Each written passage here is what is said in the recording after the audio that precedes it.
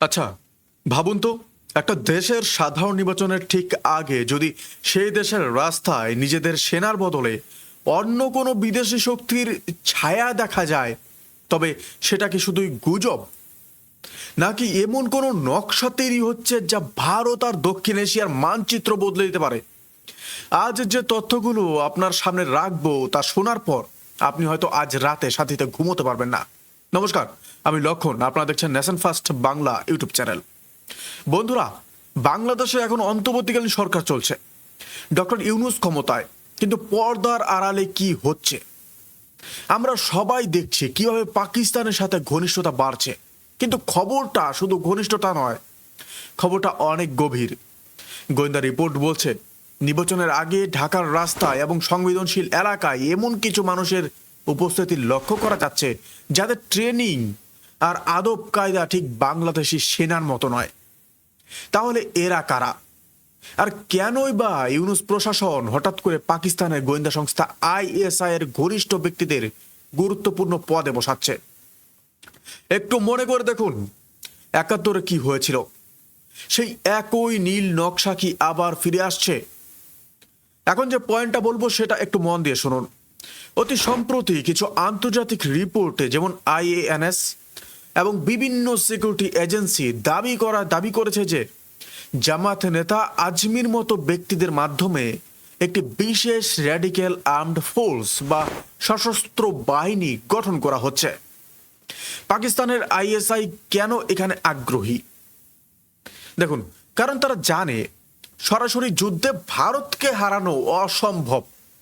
তাই তারা বাংলাদেশের মাটি ব্যবহার করে ভারতের উত্তর পূর্বাঞ্চল, অর্থাৎ আমাদের যে চিকেন স্নেক করিডোরকে অশান্ত করতে চায়। ডক্টর ইউনূস কি এই পরিকল্পনা সম্পর্কে জানেন না, নাকি তাকে সামনে রেখে আসল খেলাটা খেলছে রাওয়ালপিন্ডি থেকে? এই প্রশ্নটা এখন সবচেয়ে বড় হয়ে দাঁড়িয়েছে। আপনার মনে হতে পারে, লক্ষণ ভাই, আপনি কি বেশি ভাবছেন? আসলে আপনাদেরকে একটু বোঝাই, তাহলে যে তথ্যটা দিচ্ছি এখন সেটা শোনো। গত কয়েক সপ্তাহে বাংলাদেশ আর পাকিস্তানের মধ্যে সরাসরি কার্গো জাহাজ চলাচল শুরু হয়েছে, যা গত শেখ হাসিনার আমলে ছিল না।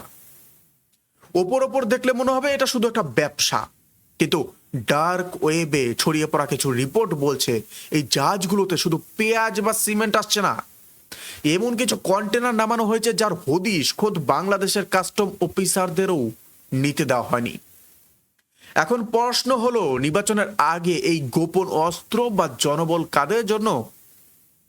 ভারতের বর্ডারের কাছে এত যে পাকিস্তান যখন নিজের প্রভাব বিস্তার করে, তখন সেটা আমাদের দেশের নিরাপত্তার জন্য কতটা বড় হুমকি, তা আপনি কি বুঝতে পারছেন?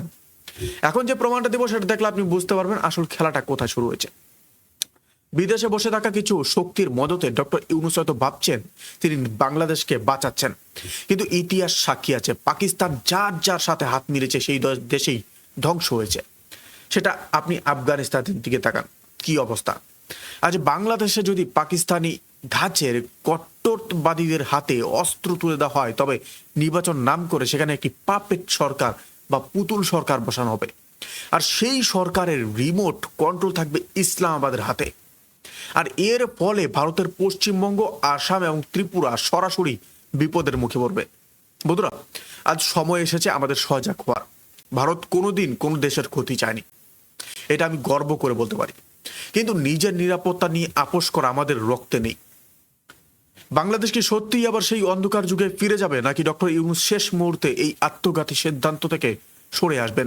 আপনার কি মনে হয় পাকিস্তানের সেনা কি সত্যি পর্দার আড়াল থেকে ঢাকা নিয়ন্ত্রণ করছে? আপনার মূল্যবান মতামত নিচে কমেন্ট বক্সে অবশ্যই লিখবেন। আপনাদের এক একটি মন্তব্য আমাদের এই লড়াইকে আরো শক্তিশালী করে।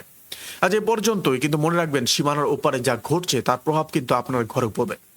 পরের ভিডিওতে আমি দেখাবো কিভাবে ভারতের গোয়েন্দা সংস্থাগুলো এই ষড়যন্ত্রের দাঁত ভাঙ্গা জবাব দেওয়ার প্রস্তুতি নিচ্ছে।